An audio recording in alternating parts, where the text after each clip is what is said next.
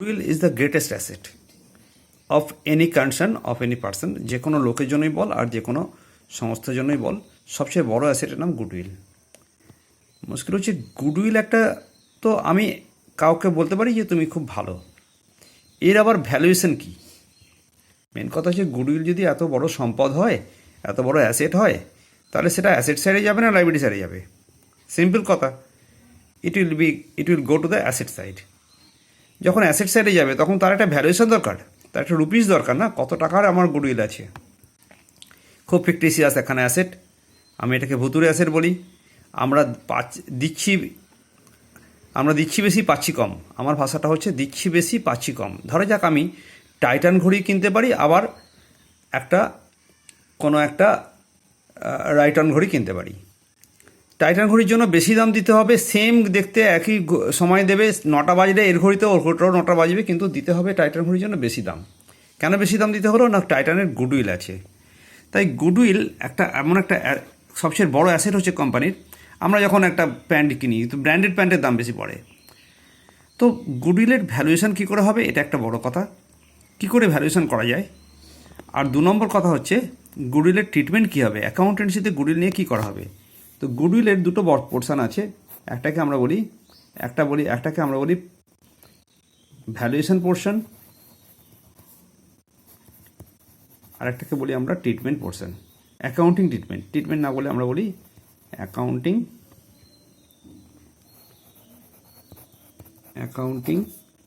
Treatment,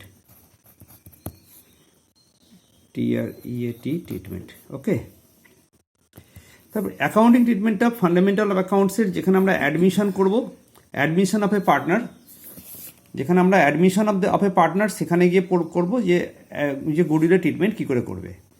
কোনো কোম্পানির goodwill থাকলে সেটা ব্যালেন্স শিটে যাবে, কী করে তার অ্যাকাউন্টিং হবে, কী জার্নালের দ্বারা হবে, it will be ডেল্ট in the admission of a partner chapter. তাহলে আজকে কী করব? আজকে যেটা করতে চাইছি সেটা হচ্ছে যে how to I value my goodwill. যদি গুডউইলের ভ্যালুই না জানতে পেরেছি, তাহলে তার আবার অ্যাকাউন্টিং ট্রিটমেন্ট হবে কী করে? তো let us start the class for valuation of goodwill. গুডউইলের ভ্যালুয়েশন কী করে করব? না, খুব সিম্পল। আমাদের এইচএসএ যেটা আছে, ক্লাস 12 লেভেলে যেটা আছে, সেটা খুব সিম্পল। গুডউইলের মাত্র 2টো মেথডে বলা হয়েছে যে তুমি ভ্যালুয়েশন করবে। একটাকে আমরা বলি অ্যাভারেজ প্রফিট মেথড, আর একটাকে আমরা বলি সুপার প্রফিট মেথড। তাহলে ভ্যালুয়েশনে গুডউইলের জন্য আমরা আজকে কী পড়ছি? ভ্যালুয়েশনের জন্য কী পদ্ধতি করছি? না, ভ্যালুয়েশনের জন্য আমার 2টো পদ্ধতি থাকবে। একটা হচ্ছে সুপার প্রফিট, আর একটা অ্যাভারেজ প্রফিট। আমি ফার্স্টে অ্যাভারেজ প্রফিটটা শিখে নিই। অ্যাভারেজ প্রফিট মেথড, আরেকটাকে আমরা বলবো সুপার প্রফিট মেথড।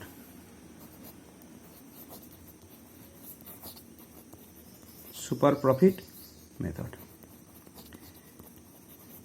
প্রশ্ন হচ্ছে গুডউইলের সঙ্গে এত প্রফিটের সম্পর্ক কেন? সাধারণ কথা, যদি আমার কোম্পানি সাধারণভাবে ওই বিজনেসে আছে এমন সমস্ত কোম্পানি থেকে বেশি প্রফিট আর্ন করার ক্যাপাসিটি হোল্ড করে ফিউচারে, তাহলে আমরা বলবো আমাদের কোম্পানির গুডউইল আছে। ধরে যাক মানিকের চপের দোকান। মানিকের চপের দোকানের গুডউইল আছে কেন? কারণ মানিকবাবুর বাড়ি মার্বেল দেওয়া, দোতলা বাড়ি। আর অন্য একটা বাবুর বাড়ি ছিল, খানিকের চপ বলে একটা চপ আছে, সেই চপে সে লোকটা একটা টালির ঘরে বাস করে। কেন কি? তার প্রফিট কম হয়েছে, মানিকের চপের প্রফিট বেশি হয়েছে। তাই যে কোম্পানি বেশি করে প্রফিট আয় করার ক্ষমতা রাখে, তাকে আমরা বলবো যে তার গুডউইল আছে বেশি। তাহলে কার থেকে বেশি? এই যে বললাম প্রফিট আর্ন করার ক্ষমতা আছে বেশি, কার থেকে বেশি আছে? না, সাধারণভাবে চপের ব্যবসা করছে এমন 50টা লোকের যা আয় ক্ষমতা আছে, প্রফিট ক্ষমতা আছে, তার তুলনায় এর প্রফিট ক্ষমতাটা বেশি। তাহলে আমি বলবো যে এই লোকটার গুডউইল আছে। তখন আমরা বললাম যে গুডউইলের ভ্যালুয়েশনটা কি, ডেফিনেশনটা কি? It is the present value of reputation of a firm in respect of profit expected in future. তাহলে present value of the reputation of the firm, তাহলে ফার্মের রেপুটেশন হয়ে গেছে। মানিকের চপ মানে একটা ভালো রেপুটেশন। তাহলে এখানে আমি একটা ডেফিনেশন দেখাচ্ছি। ইট is the present value, it is the present value of reputation of a firm in respect of profit expected in future।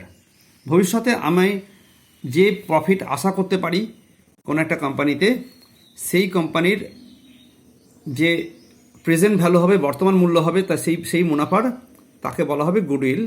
তাহলে সেটা কি প্রফিট বললেই হলো না, প্রফিটটা দেখতে হবে এটা over and above the normal profit earned by other firms belonging to the same industry. ওই ইন্ডাস্ট্রির আন্ডারে, চপের ইন্ডাস্ট্রির আন্ডারে অন্য সমস্ত সংস্থা থেকে আমার কোম্পানি যদি বেশি প্রফিট করতে পারে, সেই প্রফিট থেকে যে অতিরিক্ত সেই প্রফিটের ভবিষ্যতে সেই প্রফিট অর্জন ক্ষমতার বর্তমান মূল্যকে আমরা গুডউইল বলবো। খুব সহজ করে এটাই হলো গুডউইলের ডেফিনেশন। তাহলে গুডউইলের ডেফিনেশন করতে গিয়ে যখন জানলাম যে এই হলো গুডউইলের ডেফিনেশন, তাহলে গুডউইলের ভ্যালুয়েশন কী করে করবো দেখা যাক। গুডউইলের ভ্যালুয়েশন কী করে করবো, একটা হচ্ছে অ্যাভারেজ প্রফিট মেথড। এখন বোঝা গেছে যে প্রফিটটা কেন important for calculation of goodwill, right? তো তুমি ফার্স্টে অ্যাভারেজ প্রফিট বার করে নাও। ধরা যাক ইয়ার 1-এ ছিল P1 প্রফিট, ইয়ার 2-তে ছিল P2 প্রফিট, ইয়ার 3-তে ছিল P3 প্রফিট।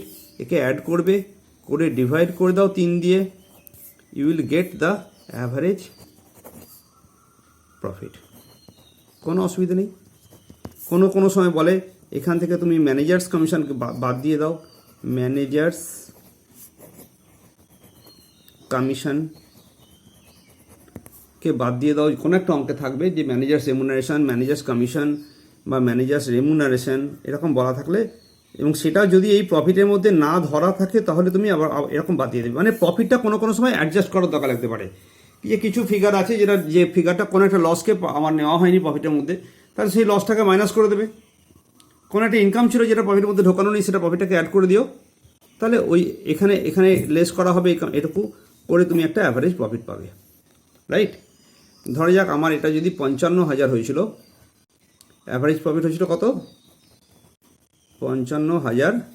ম্যানেজারকে মাইনে দিতে হয় 5,000, তাহলে 50,000 টাকা আমার অ্যাভারেজ প্রফিট দাঁড়ালো। কোনো অসুবিধা নেই, 50,000 টাকা অ্যাভারেজ প্রফিট দাঁড়ালো।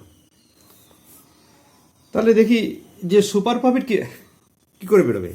সুপার প্রফিট হচ্ছে আমার কোম্পানি সাধারণভাবে অন্য কোম্পানি থেকে বেশি আয় করলে সুপার প্রফিট আছে, okay? It is the excess of earning of the company over the similar earning, over the normal earning of the similar company in the farm.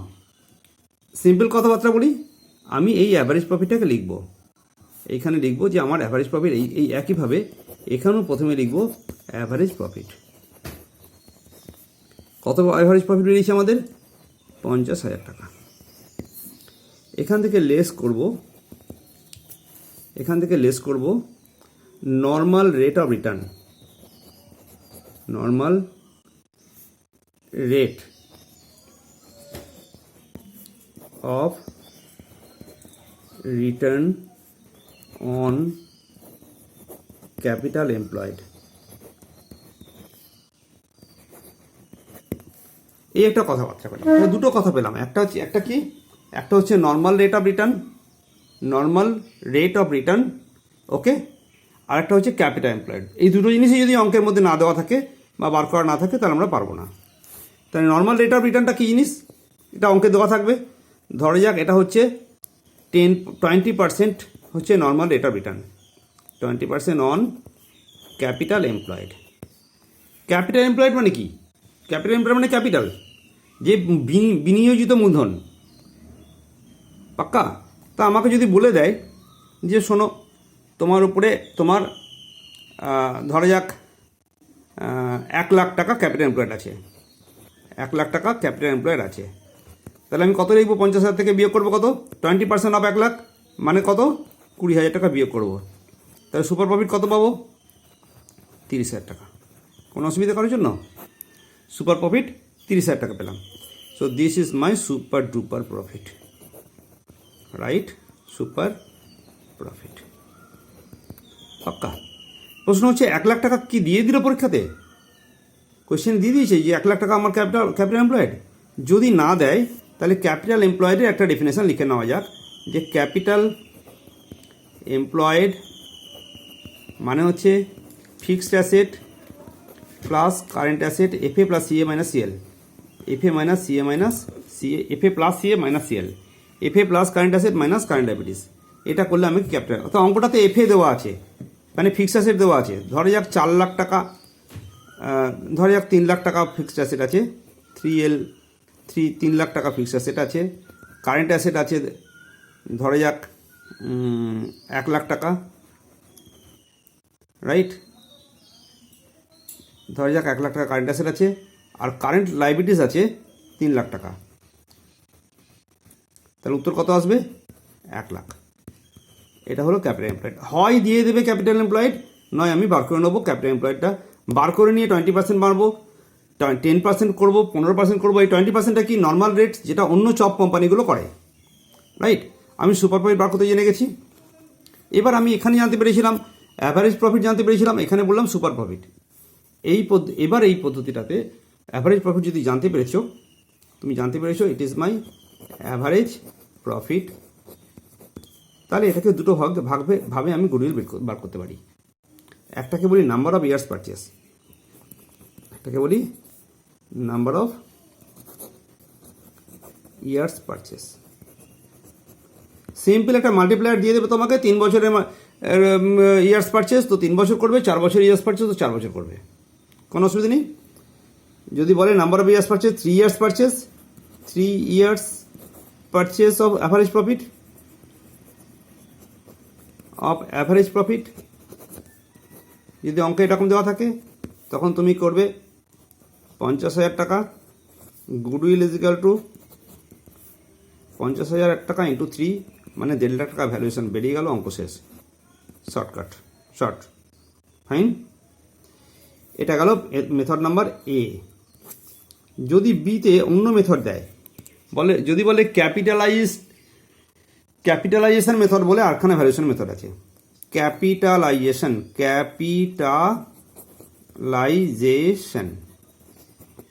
At the rate of, suppose তোমাকে বললো at the rate of 20% or something, কিছু একটা বলে দিল, at the rate of 10%। চল, at the rate of 10%। তাহলে capitalisation method তোমাকে বলে দিল 10% রেটে ক্যাপিটালাইজেশন মেথডে অঙ্কটা করে দাও, গুডউইলের ভ্যালু কত হবে। তখন তুমি আমরা আবার গুডউইল ইজ ইকুয়াল টু লিখবো, ভ্যালুয়েশনটা বার করবো। আমার কত বেরিয়েছিল? 50,000 টাকা, রাইট? একে আমি কি করব, নর্মালি পার্সেন্টেজ করতে গেলে কি করা হয়? 10/100 করা হয়। এখানে 100টা উপরে থাকবে, তলায় 100 থাকবে, তলায় 10 থাকবে। এটা 25% করে দিলাম, ভালো লাগছে না, অনেক বেশি বিঘার হয়ে যাচ্ছে। 25 করে দিলাম এটা। তাহলে আনসার কত বেরোলো? 2 লাখ টাকা। তাহলে ক্যাপিটালাইজেশন মেথডে আমার গুডউইল ভ্যালু বেরিয়েছে 2 লাখ টাকা। যদি দেখা গেল 25% আমাকে ক্যাপিটালাইজ করতে বলেছে, তাহলে ক্যাপিটালাইজ মানে হচ্ছে 25%, ক্যাপিটালাইজ মানে হচ্ছে 100/25, রাইট? এই একই পদ্ধতিতে তাহলে আমি সুপার প্রফিটটা নিয়ে কাজ করতে পারবো। সুপার প্রফিটের এ, যেখানে নাম্বার অফ ইয়ার্স পারচেস বলা আছে, নাম্বার অফ ইয়ার্স পারচেস, আমার কাছে কত সুপার প্রফিট বেরিয়েছিল? 30,000। আমাকে যদি নাম্বার অফ ইয়ার্স পারচেস বলি তো 5, তাহলে 5 × 30,000 টাকা গুণ করে দেবো, উত্তর হয়ে গেল। এই হলো গুডউইলের সিম্পল পদ্ধতি। 1.5 লাখ টাকা এর ভ্যালুয়েশন হলো গুডউইল, রাইট? ক্লিয়ার? আমাকে যদি বলতো যে এটারও ক্যাপিটালাইজেশন মেথডটা বার করে দাও, রাইট? সরি, এখানে একটা কথা বলা ভুল হয়েছে। এই যে গুডউইল ভ্যালুয়েশনটা এখনই আসবে না, এটা 2 লাখ টাকা হলো তো, লেস করে দাও এখান থেকে, লেস করতে হবে ক্যাপিটাল এমপ্লয়েড, লেস করতে হবে, সরি আবার বলি, রিপিট করে দিই, এই জায়গাটা রিপিট করে দিই।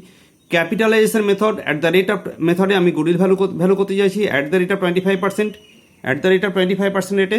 তাহলে আমি প্রথমে কি করব, গুডউইলের ভ্যালুয়েশনের জন্য প্রথমে আমি কি করবো, 50,000 ইন্টু 100/25 করে 2 লাখ পাবো। এখান থেকে দেখাবো লেস ক্যাপিটাল এমপ্লয়েড, আমার কাছে 1 লাখ টাকা ক্যাপিটাল এমপ্লয়েড আছে, তাহলে বিয়োগ করে যে উত্তর পাবো তাকে বলা হবে গুডউইল। তাহলে আমি আবার বলে দিই, যেহেতু আমি ওটা ভুল বলেছিলাম প্রথমে, তাই ক্যাপিটালাইজেশন মেথড হলো প্রথমে তুমি কি করবে এখানে গুডউইলটাকে লিখবো না, আমরা কি লিখবো, প্রথমে আমি কি করব, আমি ক্যাপিটালাইজড ভ্যালু বার করব।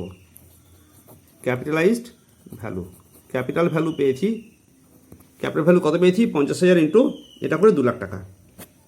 এখান থেকে আমি ক্যাপিটাল এমপ্লয়েড আমার অঙ্কে দেওয়া থাকবে, না হলে বার করে নেবো, সেটা বিয়োগ করলে আমি এইটা পাবো গুডউইল, রাইট। পরেরটা বলি, নাম্বার অফ ইয়ার্স পারচেস দিয়ে যদি আমি সুপার প্রফিট বার করতে চাই, সুপার প্রফিটে গুডউইল বার করতে চাই, তাহলে এরকম করে দেবো। যদি ক্যাপিটালাইজেশন ভ্যালু দিয়ে ক্যাপিটালাইজ মেথডে বাঁধে বার করতে চাই, ধরে যাক আমি বলছিলাম যে আমি 25% ক্যাপিটালাইজ করো, 25% ক্যাপিটালাইজড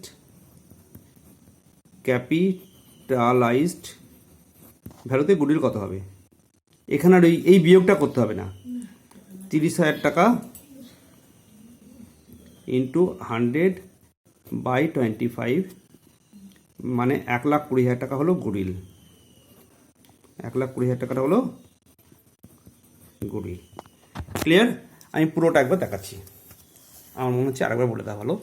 শোনো, ফার্স্টে হোয়াট ইজ গুডউইল, আমাদের সিলেবাসে বলা হয়েছে গুডউইলের সিলেবাস হচ্ছে এই যে that is the definition of what I have told you. প্রশ্ন ছিল গুডউইলের জন্য আমার ভ্যালুয়েশন আর অ্যাকাউন্টিং ট্রিটমেন্ট দুটো পোর্শন আছে।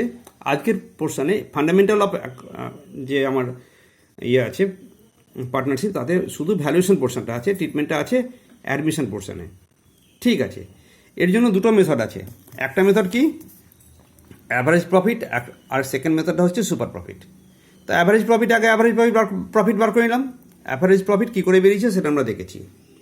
এই অ্যাভারেজ প্রফিটটা আমার অ্যাভারেজ প্রফিটেও কাজে রাখবে, আবার সুপার প্রফিটেও কাজে রাখবে, রাইট।